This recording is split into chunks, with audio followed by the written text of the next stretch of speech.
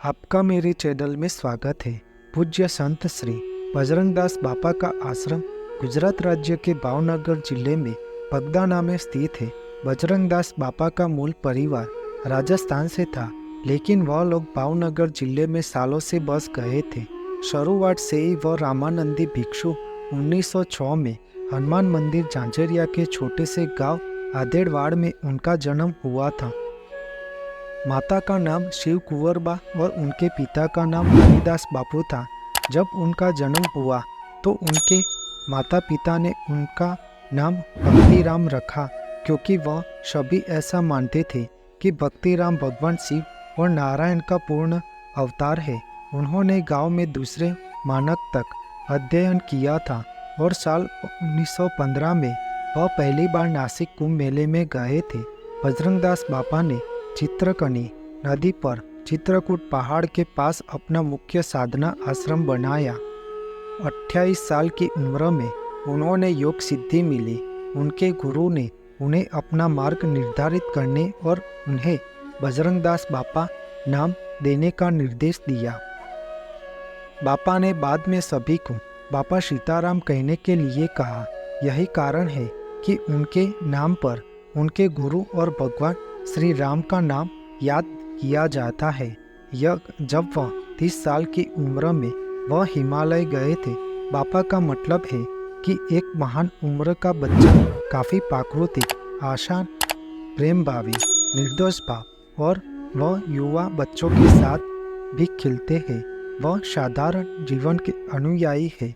वे सीधे लोगों के साथ एक साधारण संत के रूप में बात करते हैं।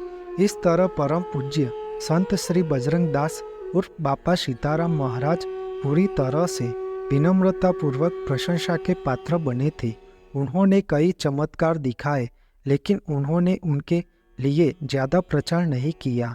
उन्होंने अपने जीवन लीला में बहुत सारे चमत्कार किए और वह चमत्कारों के लिए भगवान का शुक्र मानते थे। लोगों के जीवन की गुणवत्ता में सुधार लाने के काम को शुरू करने के लिए अपने स्थानीय संसाधनों का इस्तेमाल किया।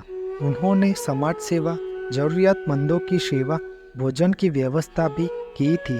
उन्होंने बगदाना के गुरु आश्रम में 30 साल बिताए। यहाँ सेवा और सामाजिक सुधार की परंपरा निरंतर शुरू की थी। बगदाना के आसपास के सभी इलाकों में सेवा करना और लोगों के कल्याण के कई काम करना शुरू किए थे।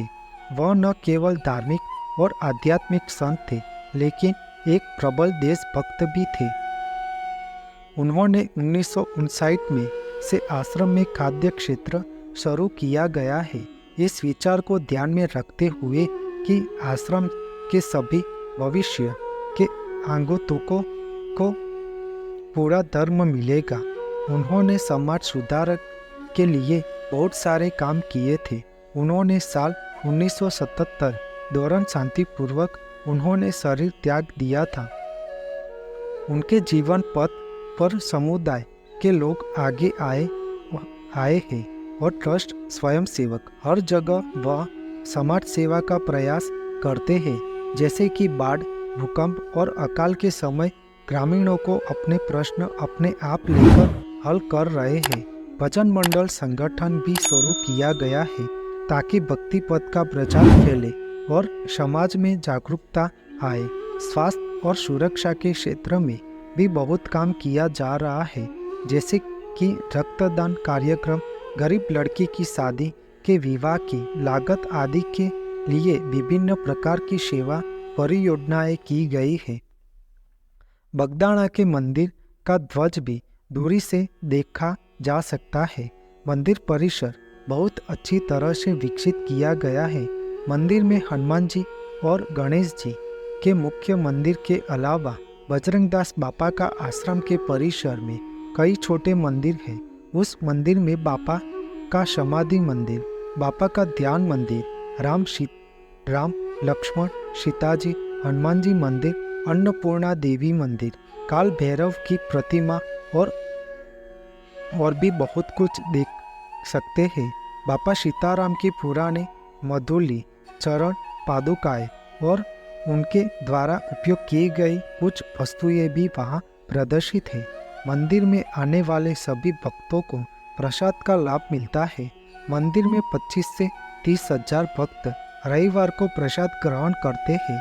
पूर्णिमा और बृहस्पति पूर्णिमा जैसे अन्य त्योहारों में प्रसाद के प्राप्तकर्ताओं की संख्या 2 से 2.5 लाख के बीच है।